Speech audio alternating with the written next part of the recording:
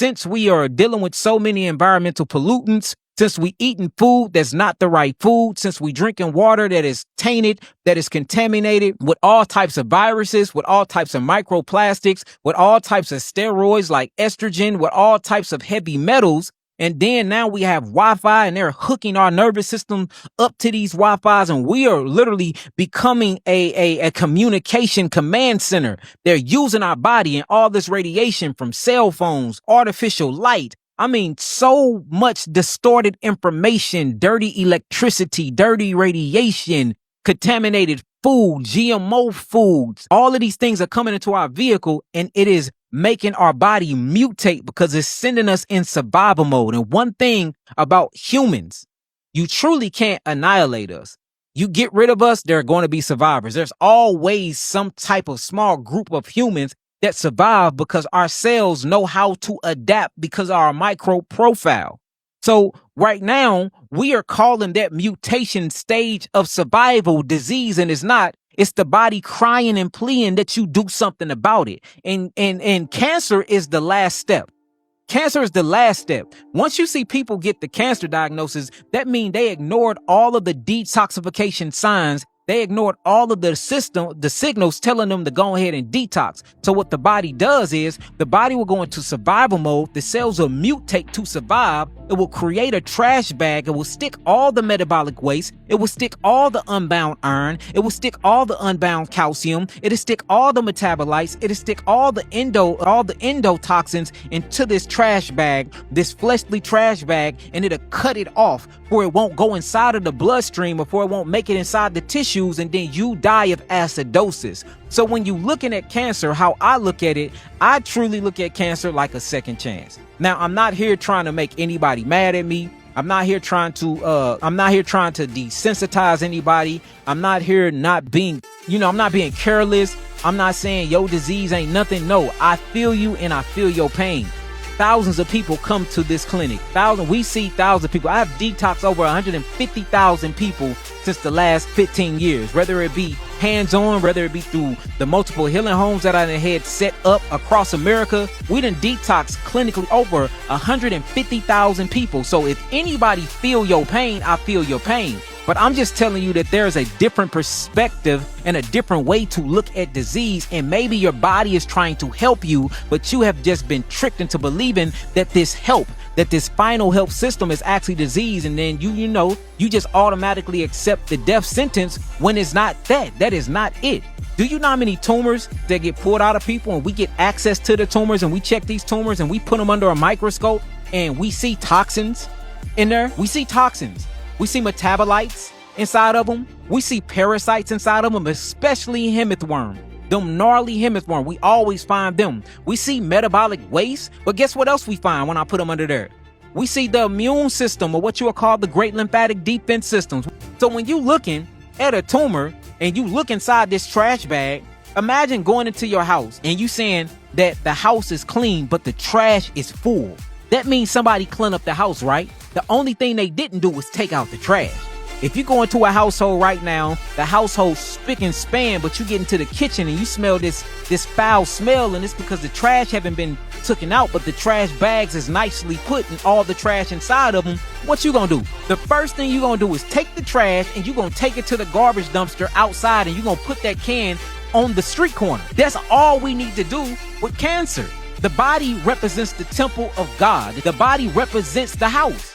The trash bag represents the tumor. So the body is clean. It's in a localized place. And this is what you call inflammation. It's the localization of what we will call imbalances of energy or of acidosis.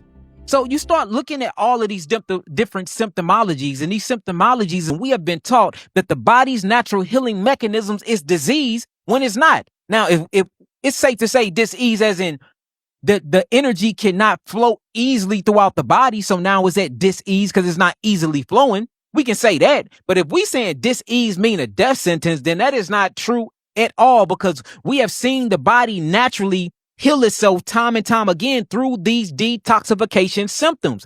I tell y'all all the time, when you sneeze, if you sneeze right now, particles come out of your nasal passage and out of your mouth. you are getting rid of different type of particles that is bad for what we will call the lymphatic defense system or the immune system. So your body have a reaction to literally projectile all of the things that's coming from the air that's not supposed to be in your body, out of your body. Achoo. You getting rid of poisons, you getting rid of toxins.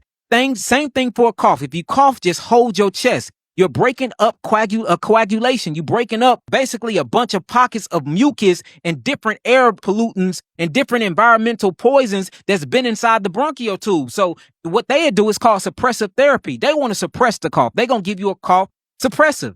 They want to get rid of your sneeze. They're going to give you allergy medicines like Claritin. They want to suppress the symptomologies and keep these things systemically deep within you, but your body have a natural mechanism that automatically try to evacuate all these things out. A fever.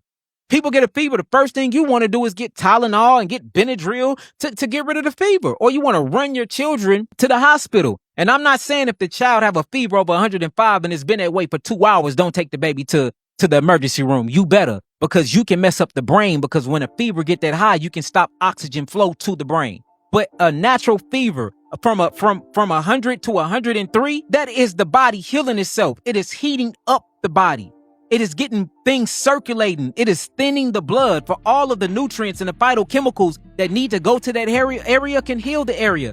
Also, it picks up temperature of the tissues, and certain, not all, but certain parasitics that causes these so-called diseases can't survive in temperatures 100.2 and up. So when you look at a fever, it's to thin out the blood, to increase circulation, but you can get blood and oxygen to certain tissues so you can heal those tissues, and then also to kill certain parasites that can't live in those type of high temperature conditions. But what you do, you want to do Benadryl, you want to do Tylenol, you want to do baby Advil, you want to do all of these other things because you want to suppress the actual fever. I need to go see a dermatologist. I got psoriasis. I got severe acne. But it's your skin defecating. It's your skin taking a poop. Just help it out.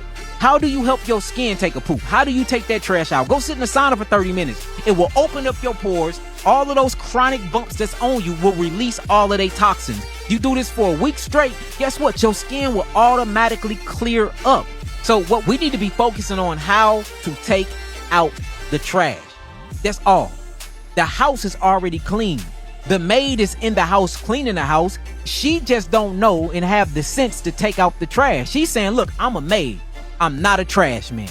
And that's what your body is saying. Your blood is saying, I'm a maid. I know how to clean up. And the blood is a cook. I know how to get behind the stove. I know how to feed you and give you all the phytonutrients. Now you just need that trash man and that plumber to come and get that trash out of the trash bag. But we are blaming the trash bag. How you blaming the trash bag? No, I am glad all of these toxins and all of this trash was put in the trash can inside the house. Yeah, it stink. Yeah, it's maggots in here. Yeah, I see flies around it. That's because we didn't have nobody to take out the trash. But instead, we want to blame the trash, and you want to burn down a house, and you want to take off the roof to get rid of the trash.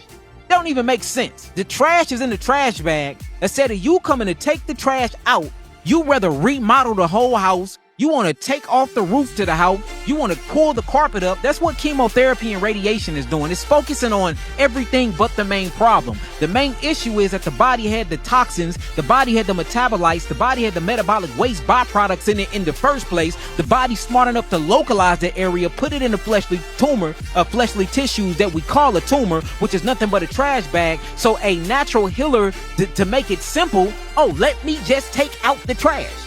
Let me help the body do what it's doing anyway, which is detoxifying. But the NRF2 pathways, all of the pathways, the detoxification pathways, the bile duct, the hepatic ducts, it's not open enough because you got gallstones, you got all of these different calcifications inside the body, all the solidification of the lymphatic system. So instead of helping by hydrating the body, getting sunlight, going through biophotomodulation, or what we call photosynthesis, which is what plants do, you turn your back against nature instead of repenting, which means to turn back, shuv in Hebrew. Turn back and go back to the actual natural state that the Creator put you in the first place. You do everything artificial, and then you wonder why you get the death sentence. The death sentence didn't come from the cancer.